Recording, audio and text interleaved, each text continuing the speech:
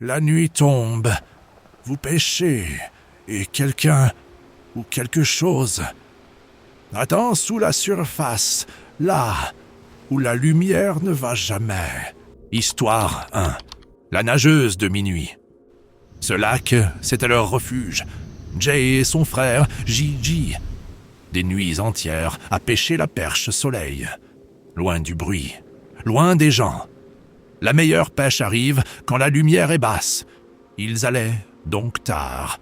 C'était leur rituel de vendredi soir, un secret partagé. La nuit était tombée. Ils étaient sur leur rocher habituel. Le matériel prêt. Tout allait comme prévu. Jusqu'à ce que Jay remarque le mouvement. De l'autre côté du lac. Des ondulations étranges. Le lac était grand. La visibilité faible. Ils se sont penchés, confus. Un gros poisson. Puis, ça a commencé à s'élever. Une masse sombre, droite. Ce n'était pas un poisson. C'était beaucoup trop grand, trop vertical. Ils l'ont compris en même temps. Un juron, un choc. C'était une personne submergée dans l'eau glaciale.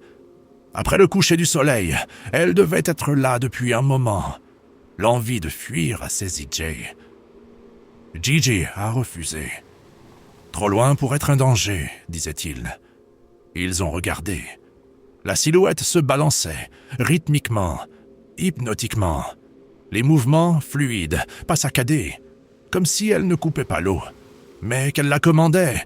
L'eau était glaciale. Seul un fou pourrait nager là-dedans. De nuit. Jay a secoué Gigi. Son frère était figé. Les lèvres entr'ouvertes, les yeux rivés sur l'eau. Son attention ailleurs. Après un long moment, Gigi a repris ses esprits. Ils ont essayé de pêcher. En vain, quelques minutes d'attente. Et Gigi tape l'épaule de Jay. Regarde, beaucoup plus près, 1/5 de la distance. Cette personne avait nagé sous l'eau, sans respirer. Jay a haussé le ton. Il fallait partir. Ils se sont levés. La curiosité les clouait sur place. Elle a émergé clairement. C'était une femme, de longs cheveux bruns, un maillot de bain vert foncé. Et, étrangement, elle était belle. Jay s'est senti rassuré. L'alarme s'est éteinte. Trop vite. Elle a souri. Un sourire séduisant. Puis, elle a brisé le silence. « Salut !» JJ, troublé, lui a demandé ce qu'elle faisait. Elle a penché la tête. Elle a dit qu'elle nageait. Puis, elle a glissé plus près. Elle leur a demandé de la rejoindre. Pure folie. L'eau était glacée. Elle a ri. Les a traités de lâches, disant qu'ils s'y habitueraient. Gigi a refusé. Elle s'est figée. Son sourire a disparu. Elle a mis un doigt sur sa lèvre. Ses yeux sont devenus glacés. La larme est revenue, plus forte. Jay a attrapé l'épaule de son frère. « On s'en va !» Elle a crié. Pas un mot, un simple « non », un cri au sommet de ses poumons. Ils ont ramassé leurs affaires et ont couru. Elle criait toujours derrière eux. De revenir, de venir dans l'eau, puis les mots ont cessé. Il n'y avait plus qu'un hurlement aigu, le son d'une personne poignardée. Jay l'entendait encore à mi-chemin vers la voiture. S'est-elle mise à les chasser, hors de l'eau? Ils n'ont jamais regardé en arrière. La police a été appelée. Ils ne l'ont plus jamais revue. Jay pense que c'était une femme malade. Gigi a d'autres théories.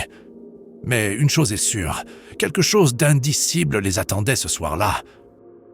Histoire 2. Ce qui tire la cheville, Jay, est maintenant en Louisiane. Pêche au gros. Cette fois, dans les marais. Avec son ami, Angel. C'était le début du printemps, l'eau peu profonde, glaciale. Ils étaient une seule, dans leur kayak biplace, le silence complet, la paix. 1 heure de pêche, Angel faire quelque chose de décent, l'excitation. Il se penche, son téléphone glisse de sa poche. L'eau est trouble, boueuse. Impossible de voir à plus de quelques centimètres. Angel refuse de partir sans le téléphone. Trop cher à remplacer. Ils essaient de tâter le fond avec leur pagaie. C'est inutile. Que la vase. Angel enlève ses chaussures et son pantalon. Il va entrer dans la vase et essayer de le sentir avec ses pieds. L'eau arrive à mi-corps. 4 pieds et demi. C'est plus profond que prévu. Il commence à tâtonner. Jay attend, impatient. Tout d'un coup, Angel hurle. Jay pense qu'il a glissé ou qu'il a trouvé le téléphone. Quelques secondes passent. Trop longues. Il y a un problème. Jay commence à se préparer à sauter. Mais Angel jaillit de l'eau, couvert de boue, criant de partir le plus vite possible. Angel tremble. Il regarde par-dessus son épaule, comme si quelque chose les suivait. Il pagaille à s'en épuiser.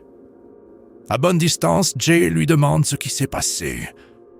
Angel dit que pendant qu'il cherchait, quelque chose lui a attrapé la cheville et l'a tiré vers le fond. Ce n'était pas une main, pas une tentacule, pas des dents, juste quelque chose qui s'est enroulé autour de sa cheville avec une force incroyable. Sous l'eau, cette chose essayait de le traîner loin, loin de la zone de pêche. Il a lutté, coup de pied après coup de pied, jusqu'à ce qu'il parvienne à se libérer. Ils ont mis fin à la journée. Angel n'avait plus son téléphone en tête. Le trajet du retour, il n'a presque rien dit. Jay a essayé de rationaliser. Un gros poisson-chat, un alligator-gare. Mais Angel a insisté. Ce n'était aucun animal qu'il connaissait. C'était autre chose, non, quelque chose d'indicible. Jay n'a jamais pu trouver d'explication. Il retourne pêcher ses marais. Mais chaque fois, il ressent ce malaise, cette anxiété qui ne devrait pas accompagner un plaisir.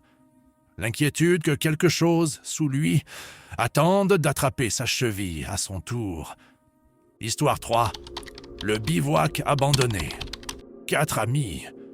Nick, Kat, Megan et l'ami qui racontent l'histoire. Une soirée d'aventure au bord d'un réservoir. L'endroit était isolé, entouré de bois épais. Techniquement, c'était une propriété du comté, mais un trou dans la clôture leur offrait un accès secret. Ils ont installé leur camp sur une petite plage de sable. Le soleil se couchait. Nick et lui ont préparé les lignes. Les filles sont sorties les boissons. L'ambiance était bonne. Musique forte. Le parfait refuge d'adolescents. C'est là que Kat a remarqué l'objet. Un canoë, enfoncé dans les roseaux, un peu plus loin sur la rive. Personne n'avait jamais vu de canoë ici avant. Il semblait avoir dérivé. Curieux, Nick et le narrateur y sont allés. 3 minutes de marche le long de la berge. En approchant, ils ont vu que quelque chose clochait. Ce n'était pas un canoë vide, une canne à pêche. La ligne toujours dans l'eau, une boîte à pêche ouverte, un sandwich à moitié mangé dans son emballage plastique sur le siège. Mais le plus étrange, un téléphone posé sur le siège principal. Écran verrouillé, avec la lampe de poche allumée, qui laisse son téléphone, sa canne, sa nourriture, juste comme ça. Comme si la personne s'était évaporée au milieu d'une bouchée. Ils n'ont pas touché. Ils sont retournés vers les filles. Le narrateur est resté silencieux un moment. Puis il a crié aux filles d'emballer leurs affaires. Maintenant, ils ont raconté ce qu'ils avaient vu. La canne, le téléphone allumé, l'abandon brutal. Le groupe a vite fait de tout ranger. Le silence est tombé. La musique s'était éteinte. En quittant la plage, ils ont jeté un dernier coup d'œil au canoë. La lumière du téléphone était toujours là, mais le canoë, il n'était plus dans les roseaux. Il avait lentement dérivé vers le milieu du réservoir. Juste le petit point de lumière, immobile, au centre de l'obscurité. Le réservoir était censé être un lieu de plaisir. Il s'est transformé en un trou noir sur la carte, un endroit qui se souvient de celui qui a été pris. Si cette vidéo vous a empêché de dormir, likez-la. Abonnez-vous pour ne pas manquer la prochaine plongée dans l'indicible. Et si vous avez une histoire vraie, un moment où l'eau vous a montré quelque chose d'horrible, soumettez-la ici. L'email est dans la description.